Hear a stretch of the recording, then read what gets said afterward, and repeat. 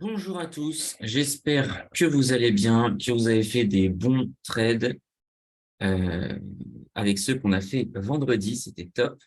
On a bien travaillé, je suis assez content. On va revenir, comme je vous l'avais dit, sur un petit peu de théorie, puisqu'on ne l'a pas sur la chaîne YouTube Aeronautics French. Du coup, on va voir comment sont calculés les indices. Et après, comme d'habitude, un petit live scalping, parce que je sais que vous aimez beaucoup la pratique. Du coup, on va attendre que tout le monde arrive. Donc, si vous êtes sur YouTube, passez jusqu'au moment où on commence. Parce que comme c'est un peu technique, si les gens arrivent, les auditeurs arrivent en cours de route, ça va être un petit peu ennuyant.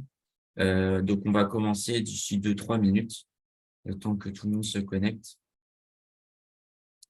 Voilà. Et puis, si vous avez des petites questions sur le marché en attendant, n'hésitez pas, je serai ravi d'y répondre. On a un Dow Jones qui a 33 350. Donc, on est loin de nos niveaux. On est 100 points au-dessus. Et on verra comment on peut travailler. Mais le niveau orange, là, qu'on avait tracé à 33 276, qui tient bien. Donc, qui marque un arrêt. On va peut-être en tracer un nouveau, là. J'ai vu pour faire un deuxième range, mais on reste dans cette zone. De toute façon, je vous l'ai dit, hein, les niveaux sont jamais parfaits. Voilà. Je vais du coup retrouver le petit PowerPoint sur les indices. Et on va voir. Ah, je vous ai pas activé le chat. Forcément, je pense qu'on peut répondre à la question. Ah, il faut que je partage l'écran. C'est très étrange. Je partage l'écran. Bah, je le ferai quand je partage l'écran. Partager l'écran pour avoir le chat.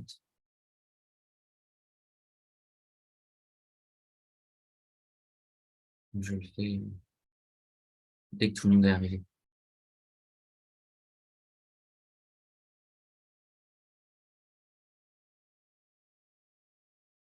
Mais du coup, ce qu'on va voir aujourd'hui, c'est vraiment comment sont calculés mathématiquement les indices. Vous allez voir, c'est pas très compliqué. Faut pas avoir peur des chiffres et des formules mathématiques un petit peu complexes. Vraiment,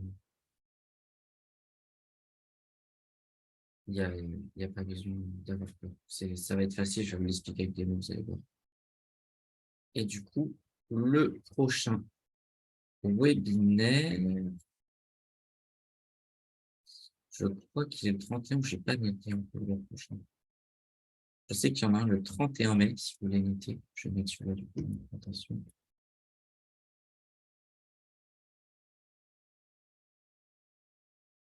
Ça, on va update ça. Et le 31 mai, comme d'hab, là, si j'ai un truc que vous aimez bien, on va faire le bilan plus un peu de trading.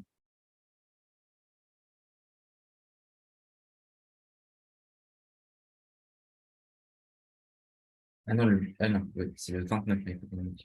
On a dû le 29 mai à midi. Donc ça, tout le monde peut se connecter. Bon, là, il est 5, ça fait 5 minutes. On va pouvoir commencer. Normalement, tout le monde est là. Il n'y a pas d'excuses.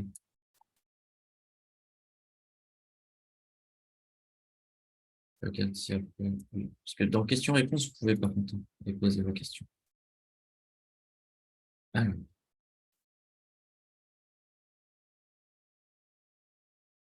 mais ça a l'air d'aller. En tout cas, bonjour à vous aussi.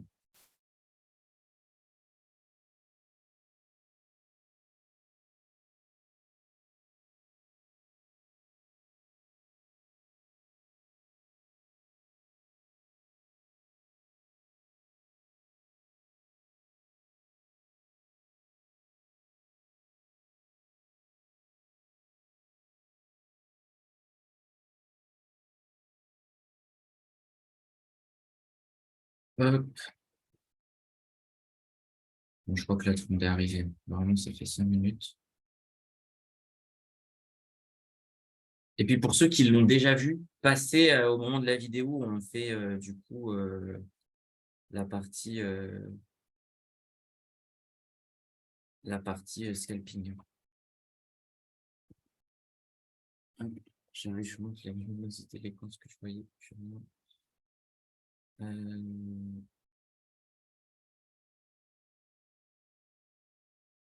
Est-ce que j'arrive à mettre le zoom? Partage d'écran. Ok. Donc, comme d'habitude, vous connaissez les risques. Ce webinaire, il est fait à titre indicatif et éducatif et on ne recommande aucun produit de quelque sorte que ce soit. Et sachez que trader des produits à effet de levier peut entraîner une perte supérieure à votre capital. Voilà, on a le laser, ça va être beaucoup. Du coup, aujourd'hui, on va voir historique des indices, qu'est-ce qu'un indice, les différents modes de calcul, les avantages par rapport aux autres produits, bien sûr les inconvénients, les risques spécifiques, et après on verra les questions et on enchaînera sur le live trading. Du coup, le Dow Jones, c'est le tout premier indice à avoir été créé en 1884, puis à côté en 1896, c'est-à-dire que de 84 à 96, on ne peut pas vraiment l'utiliser en tant qu'indicateur puisqu'il n'est pas encore coté. C'est-à-dire qu'il faut le calculer à la main. Donc, ce n'est pas terrible. Il était publié dans le journal et du coup, on l'avait une fois par jour, une fois par semaine. Alors qu'à partir de 96, 1800 bien sûr, là, il est coté et donc du coup, ça devient vraiment un indicateur de référence qu'on peut consulter. Dow et Jones, qui sont deux journalistes américains. Leur but, montrer la santé industrielle des États-Unis en additionnant les cours de bourse des plus grandes entreprises américaines. Et c'est en 87 que le Dow Jones et les autres indices, donc 40, DAX et tout ça, deviennent tradables par des dérivés. Avant, on ne peut pas trader le Dow Jones. Alors, on peut le faire si on achète toutes les actions qui composent le Dow Jones, mais sinon, avant, on ne pouvait pas. Il n'y avait pas de produits synthétiques qui permettaient de le faire directement. C'est là qu'ont été créés, du coup, les dérivés avec les futurs, les options et après les CFD. Du coup, l'indice, je viens de vous le dire, c'est l'addition de plusieurs cours d'action dans le but de montrer la santé économique d'un pays ou d'un secteur. En 87, les premiers dérivés sur indice sont créés par le CME, c'est Chicago Mercantile Exchange, la bourse de Chicago, afin de pouvoir trader directement les indices. Et eux, ils faisaient déjà avant les futurs sur matières premières. Et après, ils ont fait les futurs sur Forex. Ils deviennent donc rapidement des instruments de couverture, de spéculation et améliorent la liquidité des marchés. Alors, comment ils sont calculés ces indices? Alors, n'ayez pas peur. Vraiment, je vais tout vous expliquer ces calculs. Si vous n'êtes pas bon en maths, je vous assure que vous allez tout comprendre. Nous, ce qui nous intéresse, c'est le mode de calcul du futur. Même si vous tradez le cash, c'est le futur qui va être un petit peu le directeur de ce marché. OK? Donc, c'est ce mode de calcul-là qui nous intéresse, puisque c'est le mode de calcul le plus utilisé. Okay. Donc, le Dow Jones, c'est très facile. Ça, c'est le symbole somme. Ça veut dire on fait action plus action plus action, les 30 du Dow Jones, auquel on met une puissance des taux d'intérêt directeurs. Ça, vous l'entendez souvent, c'est les taux des banques centrales, moins les dividendes qui sont distribués, du coup, à un taux Q qui est là, temps restant à échéance. C'est-à-dire, pour faire très simple, vous prenez toutes vos actions, vous les ajoutez. Une fois que vous les avez toutes ajoutées, vous allez rajouter les taux d'intérêt. Donc là, je ne sais pas, les taux d'intérêt américains, je sais que les taux directeurs, ils sont à 5%, on va partir sur les taux directeurs. Si on prend un futur qui a 1 an d'échéance, donc ça n'existe pas le mois de mai en futur, c'est le mois de juin, donc on prendrait le contrat juin, imaginons qu'on est en juin, eh bien, on prend toutes ces actions qu'on a additionnées et on rajoute 5%, qui représentent les taux d'intérêt. Et pourquoi? Puisque les taux d'intérêt sont inclus dans le prix du futur, puisqu'on ne paye qu'une partie via le dépôt. C'est comme ça qu'on fait l'effet de levier. Donc, on inclut les taux d'intérêt. A contrario, on va enlever les dividendes qui ne sont pas encore distribués. Alors, c'est des dividendes qui vont être convertis en points d'indice, en points de Dow Jones.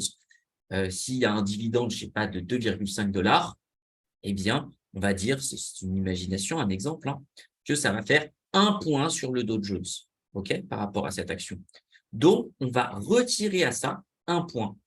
Et tant restant à échéance, parce qu'il y a une date d'échéance du coup sur les futurs, plus on va se rapprocher de l'échéance, donc imaginez, on est en juin 2023, on va trader un juin 2024, alors personne ne fait ça, hein, c'est juste pour de l'arbitrage, ce n'est pas du tout liquide, mais il y a quelques contrats qui sont tradés par jour, vraiment ça doit être de l'ordre d'une dizaine, c'est vraiment très peu. Eh bien, à chaque fois qu'on va se rapprocher de plus en plus chaque jour, eh bien, on va enlever un petit peu des taux d'intérêt directeurs. Vous vous souvenez, on rajoute 5% fois le nombre de jours, donc fois 365 jours. Ça va diminuer petit à petit. Et de l'autre côté, on va rajouter les dividendes qu'on n'avait pas inclus dans le calcul de l'indice. Donc, je ne sais pas, Apple, c'est très rare, c'est un mauvais exemple, mais qui distribue son dividende. On dit que son dividende, il a un équivalent de 1 point d'impact sur le futur. Au moment où il le distribue, mathématiquement, le Dow Jones, il va gagner 1 point. Et là, vous allez voir qu'on peut commencer à faire un peu des stratégies. Ça, c'est le plus simple. Le DAX, il a un truc un petit peu spécial, c'est que déjà, les actions, elles sont pondérées. Ça veut dire que les actions, en fonction de leur capitalisation boursière, c'est nombre d'actions fois le prix de l'action. Et ça me donne la capitalisation boursière. Plus une action a une grosse capitalisation, plus elle aura un impact important dans le DAX. Par exemple, si vous avez une action qui a 50% de pondération qui augmente de 1% et toutes les autres ne bougent pas, alors ça n'existe pas, 50% de pondération, c'est vraiment un exemple, eh bien le DAX va prendre 0,5% de hausse. OK? Et lui, il a une particularité, c'est qu'on rajoute les dividendes. Donc, une fois que les dividendes ils sont distribués, non seulement on les rajoute quand ils sont distribués, mais en plus, on ne les avait pas retirés quand ils étaient sur le point d'être distribués. On les rajoute tout le temps. Donc ça, c'est très, très différent. Et c'est pour ça qu'on dit que le DAX est en dividende réinvesti, ce qui n'est pas le cas des autres indices. Si vous voulez, par exemple, le CAC 40 en dividende réinvesti, vous tapez sur Google CAC GR pour Growth Return. Et ça va vous donner les dividendes réinvestis sans compter les taxes, qui est la flat tax de 30%. Si vous voulez avoir le CAC 40 net, donc c'est le CAC 40 NR pour Net Return, et vous allez voir que ça va juste enlever les taxes et forcément, ça remonte. Et après, du coup, vous avez les autres futurs sur le CAC 40, SP500, Eurostoxx, qui a un mix des deux. On va enlever les dividendes et bien sûr, on garde la pondération. Est-ce qu'il y a des questions jusque-là ou pas?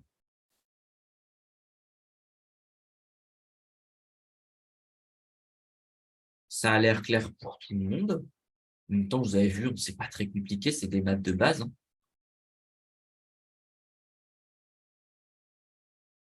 Alors, les avantages des indices par rapport aux autres produits.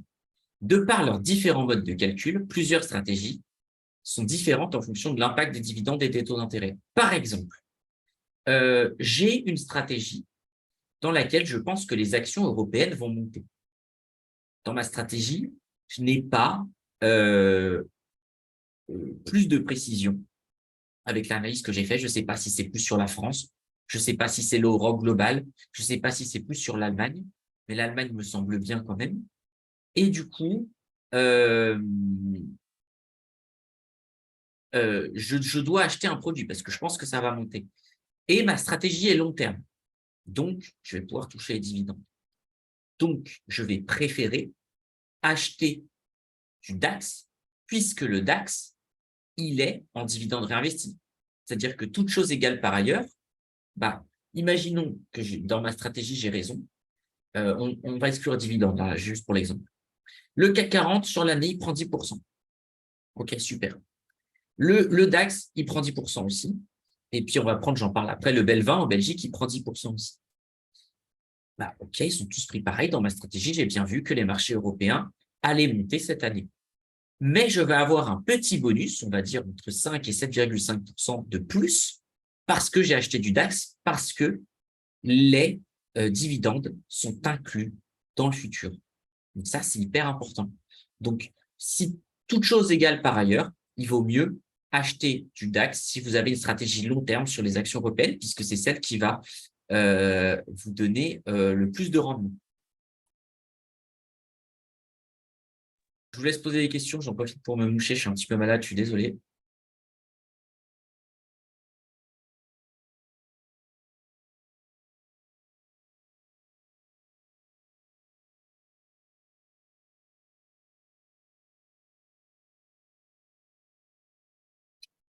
Ok, donc on a une question. Donc, si j'ai une stratégie long terme, il vaut mieux acheter du DAX si je pense que les marchés vont acheter. Alors, si on pense que le DAX va être aussi performant que le CAC 40, ce qui n'est pas toujours le cas, n'achetez pas du DAX pour acheter du DAX. Ça n'a pas de sens, puisque le DAX pourrait très bien faire en dividendes réinvestis plus 10%, et le CAC 40 sans les dividendes réinvestis, puisqu'il ne les inclut pas, 20%. Et là, bah, on a fait une erreur à acheter du DAX, on aura mieux fait d'acheter du CAC 40. Mais si on pense que les chiffres sont aussi bons en Allemagne qu'en France, qu'au Royaume-Uni et que la zone euro au global, bah alors c'est le DAX qui va être le plus performant. OK? Alors, une meilleure liquidité que sur action. Ouais, il y a beaucoup plus de volume sur les indices que sur les actions toutes seules. Un lissage des performances de chaque action permettant de diversifier son risque, pas forcément. Hein. Quand on achète un produit qui correspond pour le CAC 40 à 40 actions ou pour le DAX à 30 actions, eh bien, on est beaucoup plus diversifié qu'on ne l'est quand on achète une seule action. Ça permet la diversification en un seul et même produit. Donc, ça, c'est cool. Et il y a des indices pour les petits, comme les gros portefeuilles, avec le Belvin qui est pas très cher et le DAX qui est quand même beaucoup plus cher. Il y a aussi plusieurs spécialisations d'indices qui peuvent être corrélées aux devises, aux matières premières, aux taux, et aussi à des types d'actions. Hein. Par exemple, le CAC 40, il est assez généraliste, mais il a quand même une pondération bancaire un petit peu plus importante. Et en Allemagne, ça va être plutôt les activités industrielles qui vont être plus importantes. Et les horaires de cotation qui sont flexibles. En Europe, c'est 9h, 17h35. En Amérique du Nord, c'est 15h, 17h, 15h30, 22h15. Et en Asie, de 1h à 4h30 du matin. Alors, si jamais vous travaillez de nuit ou je ne sais pas, ça vous plaît de faire du trading la nuit, l'Asie sur les actions, c'est très spécifique. Il y a énormément de coupures. OK? Donc, il faut faire attention. Et d'ailleurs, si on peut faire encore une petite particularité, maintenant en Allemagne, avant c'était ça, l'Allemagne ça s'arrêtait à 17h35, maintenant en Allemagne ça s'arrête à 20h. Mais c'est assez récent, ça doit faire 2-3 ans, mais sur 11 ans que je fais du trading, pour moi c'est assez récent. Quels sont les inconvénients des indices? Comme le marché ferme, il peut y avoir une clôture overnight pouvant créer des gaps d'une journée à l'autre. Donc c'est un risque qui peut être bénéfique ou qui peut être à notre désavantage, suivant si le marché part dans notre sens ou pas. Tous les 6 mois, les conseils de sécurité des bourses révisent les compositions d'indices. Et là, c'est un petit peu ce qu'on reproche au CAC 40. Hein. Ils ont fait, entre 2012 et 2018, beaucoup de mauvais choix. Maintenant, ça va beaucoup mieux. Mais ils étaient les spécialistes de sortir des actions à leur plus bas pour les rentrer quasiment à leur plus haut. Donc ça, c'était… il y a eu beaucoup d'erreurs qui faisaient que le CAC 40, s'il avait été un petit peu mieux géré dans son choix d'action qui rentre, qui sort, il serait beaucoup plus haut. Il serait au moins 10 000. Facile. Et la corrélation de l'arbitrage action-future qui est difficile à maîtriser. Je pense qu'on fera un webinaire peut-être spécifique là-dessus.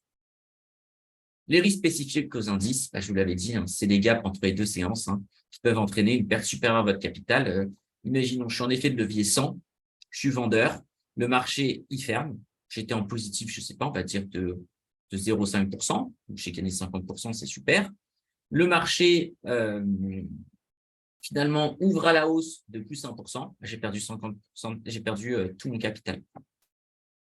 Voilà. Donc, et si c'était, il avait augmenté de 2% directement en gap à l'ouverture, eh ben, j'aurais perdu 2 fois mon capital. Et alors là, c'est vraiment pas bon parce que je dois de l'argent à mon courtier.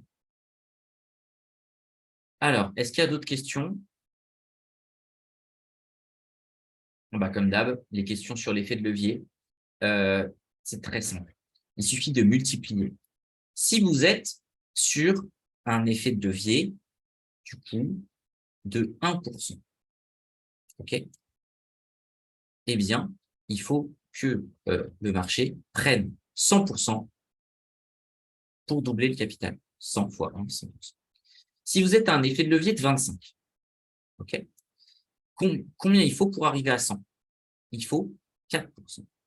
Donc, si le marché, imaginons que je suis acheteur, le marché monte de 4%, j'ai doublé mon capital. Si le marché, en revanche, perd 4%, j'ai perdu 100% de mon capital.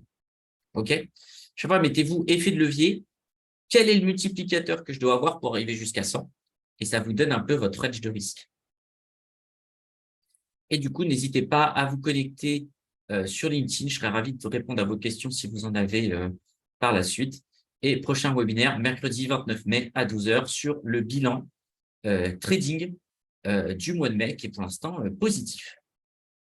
Alors, je coupe le partage parce qu'on va retourner faire un petit peu de trading. Je vais vous ouvrir MetaTrader.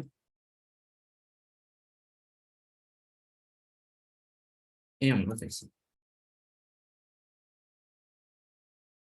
Alors, bien sûr, on est sur un compte de démo comme d'habitude. Un compte de 300 000. Donc, vous voyez, ça résiste plutôt bien. De toute façon, sur cette zone-là, on est plutôt acheteur. C'est vraiment une zone qui tient bien. On va essayer peut-être de tracer un autre niveau parce qu'on voit qu'il y a quelque chose ici, là, qui correspond. Ce plus bas-là, qui marche une fois, deux fois. La clôture de cette bougie-là aussi, à son ouverture. Et ça correspond à des petits niveaux ici. Donc, je pense qu'on peut se mettre un petit orange là. Alors, on va mettre, je vous invite à regarder les autres webinaires où j'ai expliqué. Ce ne sera pas un dark orange, ce sera un orange normal. Voilà. Parce qu'il a quand même été percé ici. Il faut faire attention. Mais on a un niveau ici. Et alors, est-ce que ici, ça correspond à quelque chose? On a là, on a là, on a là. Ouais, on a un niveau orange aussi, ici. C'est intéressant. Alors, ça peut aider un petit peu nos prises de position. En revanche, à la hausse, est-ce qu'on a des niveaux là? Ouais, ça ressemble un petit peu à quelque chose. J'ai vu qu'il tombait par là. Ouais, c'est pas mal. Cette zone-là, elle est bien travaillée en ce moment. Donc, c'est intéressant. C'est intéressant. On a l'ouverture du coup dans 6 minutes. J'espère qu'on va pouvoir avoir des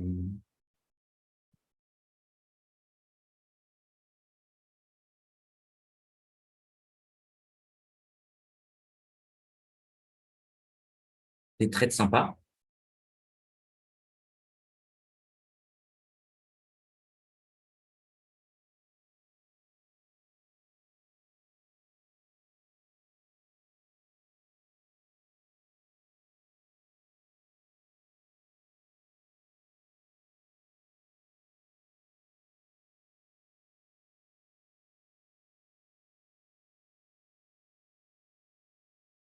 Voilà, j'ai regardé un petit peu sur Twitter.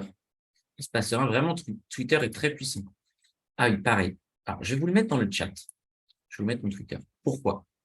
Pas pour me faire de la pub pour le coup. Mais vous pouvez vous abonner, ça me ferait très plaisir. Parce que, hormis les comptes crypto que je suis, je vous invite, et je suis aussi quelques artistes de musique, vous allez devoir, vous pouvez trouver peut-être Taylor Swift ou Katy Perry dedans, Avril Lavigne. Je suis quelques trucs crypto déjà qui sont très intéressants. Et je suis aussi quelques projets. Un projet, je suis trop habitué à la crypto. Je suis aussi quelques analystes macroéconomiques et bourse. Ça peut vous donner une indication. Vous allez sur les plus vieux, parce que c'est ce que je faisais avant. Maintenant, je fais surtout de la crypto. Vous allez trouver tout ce que je suis qui correspond à du trading. Donc, vous prenez dans mes premiers abonnements, vous allez voir CNBC, CNBC Nord, CME Active Traders, Squawkbox, Livesquawk, Eurex, CNBC International, NBC News et Christophe Barrault. Ça va être hyper intéressant pour vous à suivre si vous cherchez de l'information continue, rapide. Je vous invite aussi à regarder la télévision si vous parlez bien anglais. Vous mettez CNBC, en général, c'est vers la chaîne 260 de votre box. C'est très bien aussi. C'est vraiment très bien. Alors, donc je vous le mets dans le chat. Et vous connaissez Christophe Barrault, qui est un peu le boss, meilleur analyste français, meilleur analyste du monde. Rien que ça. Donc, je vous invite vraiment à le suivre. Sur la macroéconomie, il est vraiment très, très chaud.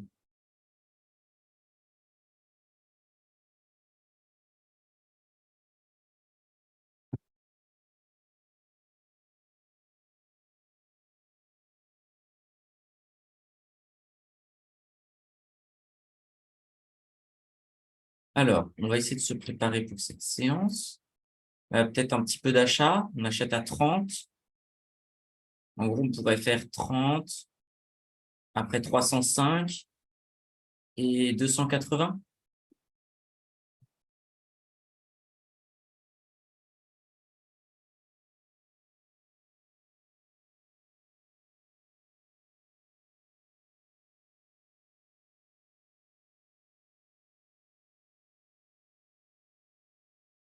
Ça peut être intéressant. À la vente, en revanche, à la vente, à la vente, à la vente. Peut-être, ouais, vers 390, c'est pas mal. 420, 450, 480, ouais. Avant, c'est moins facile, hein. C'est plus facile d'acheter. C'est tant bien parce qu'on est dans une zone plutôt acheteur. En tout cas, en scalping. Parce que sinon, ouais, c'est quand même une zone neutre, hein. Si on regarde sur un peu plus long terme, on voit que, alors j'aime pas trop les tangentes, hein, vous le savez. On a une sorte un peu de tangente là, comme ça. Limite, on pourrait avoir un triangle qui se forme. Un triangle hyper long terme. Alors, je le trace un peu comme ça, hein. En gros, ligne ici et une oblique comme ça.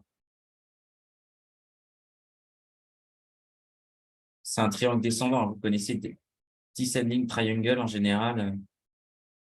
C'est pas très, très positif, ça. Après, le truc, il a l'air de clôturer 2025. Ça pourrait être une fin de cycle, hein. Parce que ça fait très longtemps qu'on est dans un cycle plus ou moins haussier qui devient un peu mollasson. Ok. En tout cas, on a plus ou moins nos zones d'achat. Ouais. On va essayer de travailler là vers 305. Même on avait dit 330, hein. On va pas acheter avant l'ouverture parce que vous connaissez, chaque fois qu'on achète avant l'ouverture, on se fait banane. Là, on va être patient de 1 minute.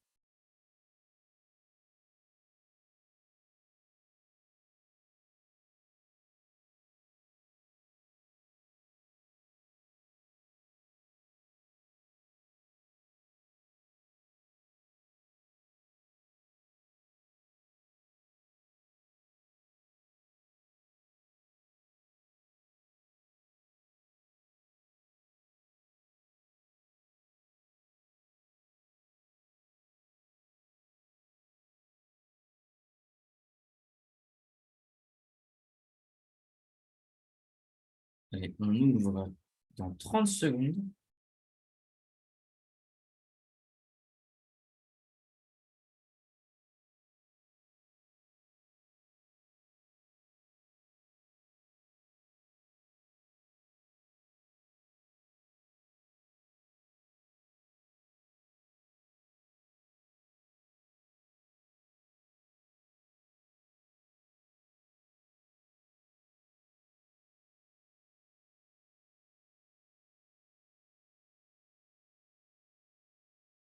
Alors, le marché qui monte un petit peu sur les premières secondes de cotation des actions, parce que bien sûr, c'était déjà ouvert avant, hein. Là, c'est juste que le marché action ouvre. Donc, vous savez, hein, il y a une préouverture, on peut trader sur les anciens prix. Alors, je veux à 30 à l'achat. Ouais, quoique, peut-être que j'abuse, hein. Non, mais je vais pousser un peu.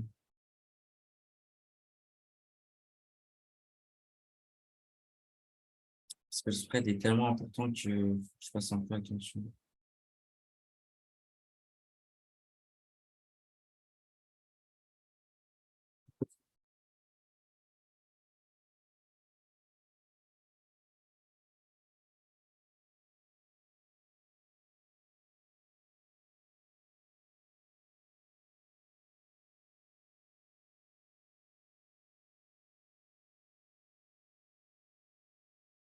Ah, ça tient bien, hein. Allez, 31, c'est parfait. On a même réussi à gratter un petit peu. Ah non, j'ai mis 17 lots, il faut des petits lots. Je mets 3, si jamais on retourne là sur les plus bas, on prendra. 70, il faut les prendre. Dommage, je crois que j'ai pris 63, mais c'est très bien. Ça fait 9 points, enfin, ça fait 9 points en plus en spread, mais c'est très très bien comme trade. Je suis très heureux dessus. Ça marche très bien, on a extendé un peu, on a eu un peu de chance. Parce que vraiment, ça pouvait marcher. Si le spread était un peu moins important, payer 30, bah voilà, on a 40, nickel, avec 3 de spread, on était très très bon. Très intéressant là ce qui se passe. Là, je pense qu'il faut user, abuser. Ça prend son temps, ça sait pas trop où ça veut aller, bah nous on va prendre l'argent. Nickel. J'ai combien? 33, ça me va. 33, c'est très bien.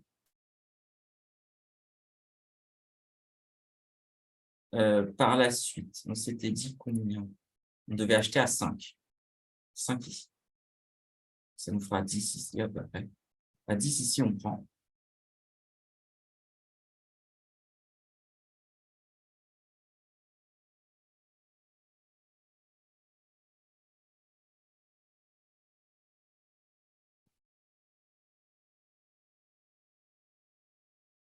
Ce sera notre deuxième cartouche.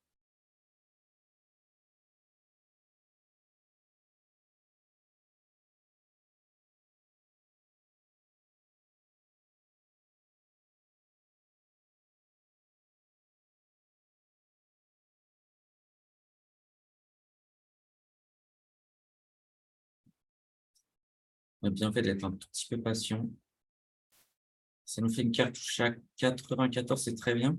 Et la dernière, elle est à 75. Pas hésiter, hein, quand on voit le marché qui est un petit peu, qui s'excite un peu.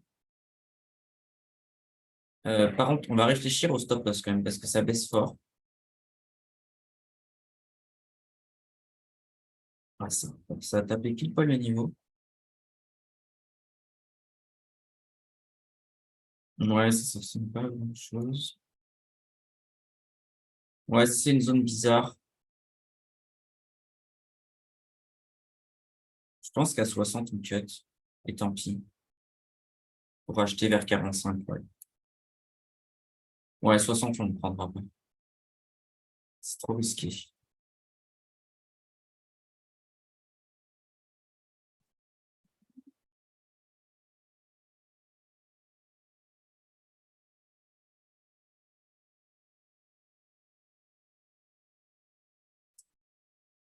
Allez, donne-moi. Allez, 73, on y va, c'est très bien. On a bien décalé la stratégie. Et par contre, ouais, si on a 60 en buy, on sort. Ça correspondra à la perte max qu'on puisse accorder. Donc, 61. Allez, on sort là. Tant pis. Et là, limite, on peut vendre. Je pense que j'ai mal vendu. C'est pas très bien vendu, mais là, il y a une cassure de niveau. Ça peut être très, très intéressant de pousser ça.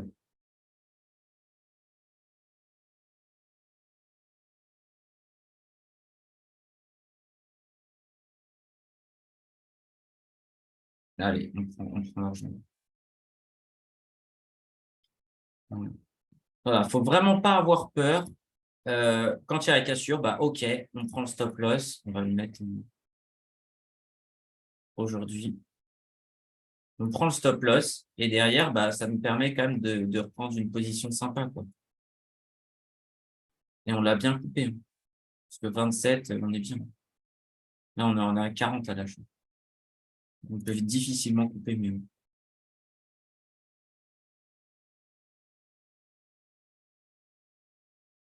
On va essayer de revendre là. Si ça retourne vers cette zone de 76 ici, on revend pullback en mode rebaisse. D'ailleurs, 1, 2, 3. Ah, il y a un super 3 bougies. Ah, on cut notre vente sur 3 bougies. Parfait. On cut sur la fin de la 5e. C'est très bien. Pas ceux qui ont vu le webinaire de la dernière fois, sinon, allez le regarder en replay. Et je crois pas qu'ils sont encore disponibles, mais il le sera bientôt. On l'a très, très bien expliqué, les 3 bougies. Mais là, on a un exemple de 3 bougies, mais qui fonctionnent du feu de Dieu, quoi. Vraiment, il est excellent.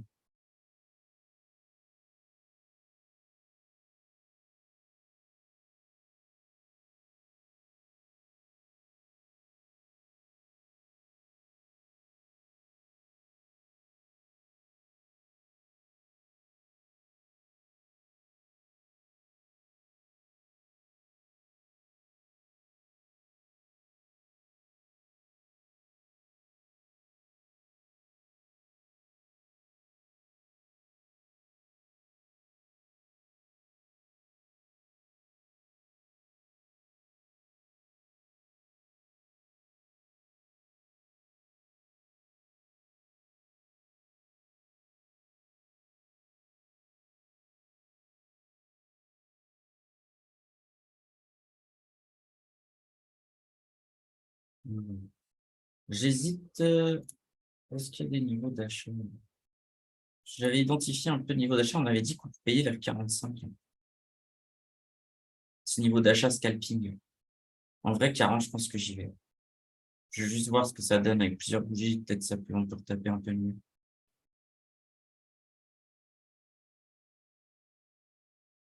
Ça a donné quoi sur une vente? C'est dommage qu'on n'ait pas eu quoi ça, en fait. Allez, 39, je prends. C'est peut-être pas le meilleur prix, mais on a encore d'autres cartouches. Mais si on prend 100 balles, on sort.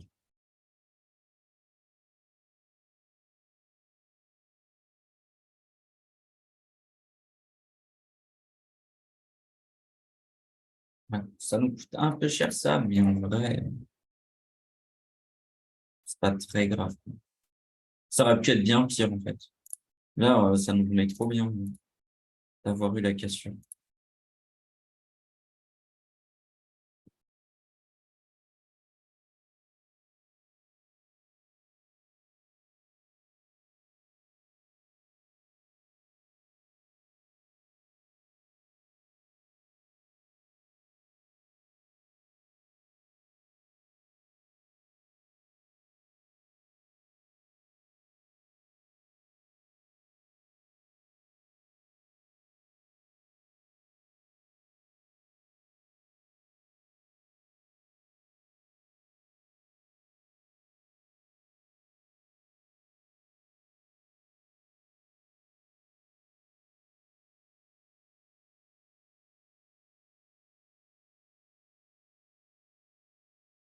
Je parle pas, mais je suis concentré. 3 bougies à la baisse. OK.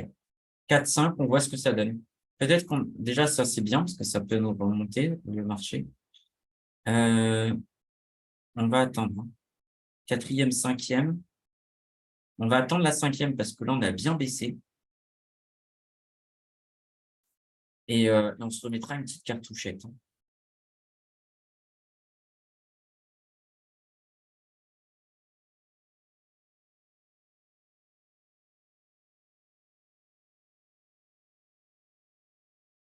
Allez, ça nous donne 100 balles, on les prend. Bim, ça je suis très heureux de ce truc-là. Nickel. Bon ça du coup c'est un 3 bougies, fixées non déclenchées, parce que ça c'est intradable. On va jamais acheter si peu. Mais du coup, le fait qu'il soit en formation renforce, notre achat qu'on a fait avant et qui du coup, là, j'étais hyper confiant. C'est cool que 3 bougies, nous donnent cette bougie-là, quoi.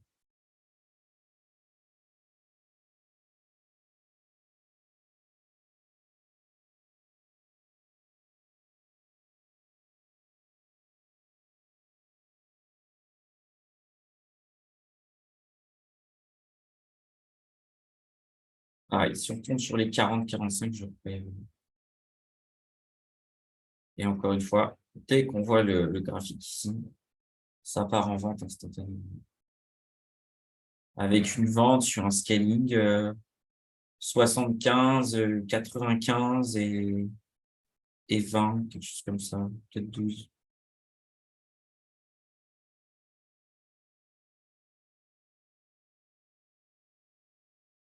C'est des points souvent qui sont intéressants à trader.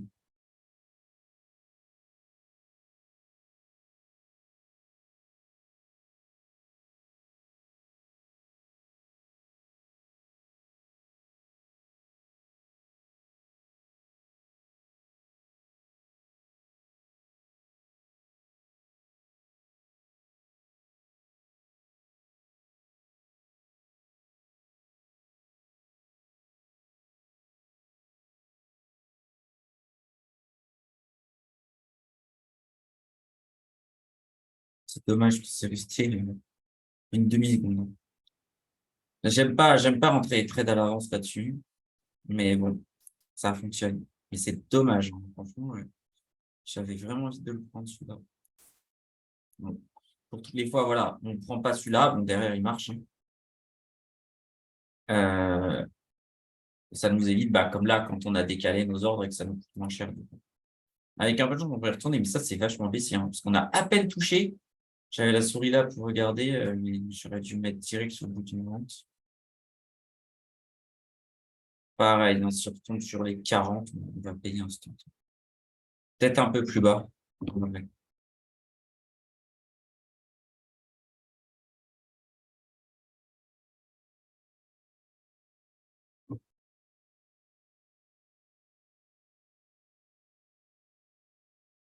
Bon, on va peut-être attendre un peu plus bas, parce que ça, c'était vachement baissier, là, le fait que ça en une seconde, donc c'est assez baissier.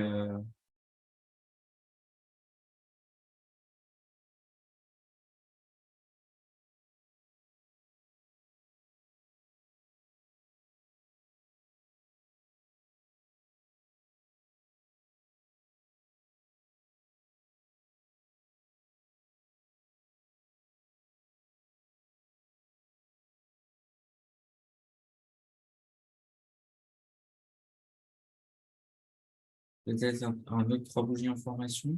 Peut-être en formation.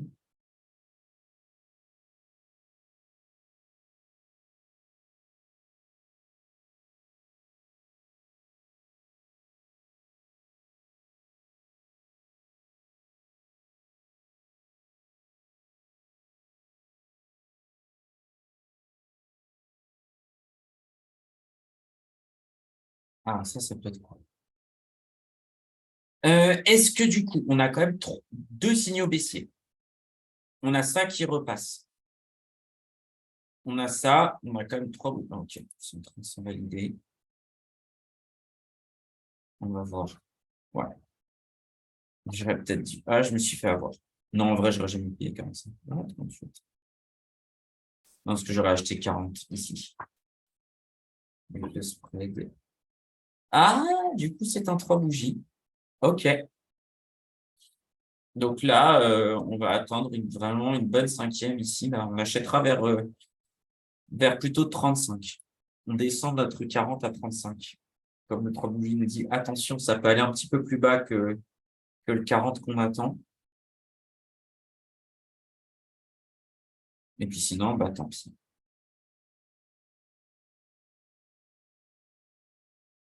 En tout cas, marché très intéressant en ce moment.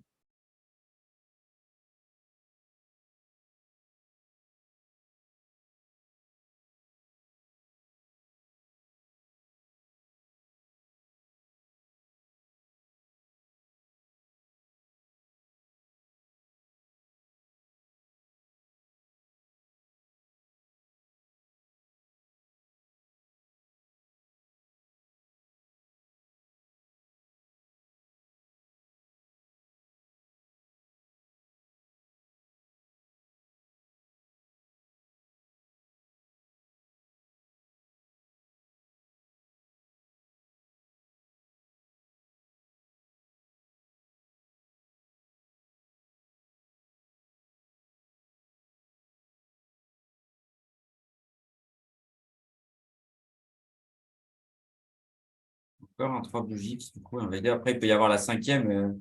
Si la cinquième vient ici, on prend.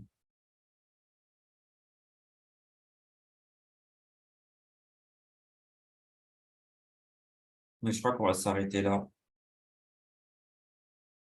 Ça nous fait 45 minutes et en vrai, le marché n'est pas extraordinaire pour ce qu'on veut faire.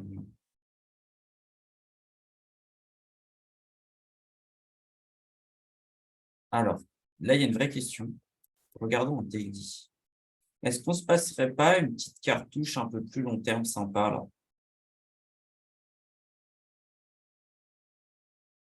Il y a peut-être un monde où c'est intéressant de faire ça.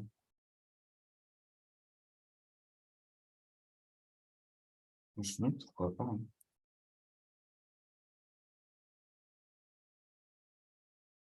J'allais dire, on paye un petit 45 et on se le garde un peu sous le coude.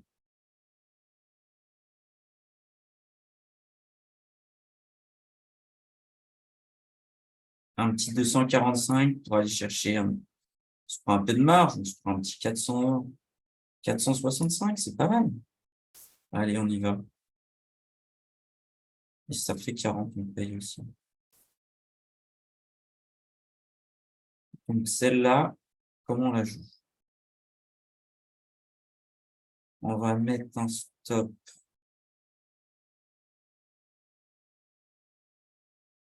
à 190 et on met un TP. 465. C'est pas mal. Petit stop. Grosse possibilité de reward. J'aime bien ce trade. Il n'y a pas l'air d'avoir de questions. Du coup, je vais vous souhaiter une excellente après-midi. On se retrouve très bientôt pour un bilan. Je réfléchis encore une fois là, à cette idée là, Kairon FX m'a proposé de monter un petit canal de signaux. Ça peut peut-être être intéressant. Ouais. Pour pouvoir vous proposer un peu plus de trader live, ça peut être cool. D'ailleurs, là, je vois, on est à 37, j'en ai repris un. Ah, mais là, c'est en scalping. J'ai repris de l'eau. Et ben, réponse au prochain webinaire. Voilà, comme ça vous tease, ça vous oblige à venir au prochain. Mais a-t-il gagné? A-t-il perdu? A-t-il ruiné sa famille avec son compte démo? Voilà. À bientôt. Merci beaucoup.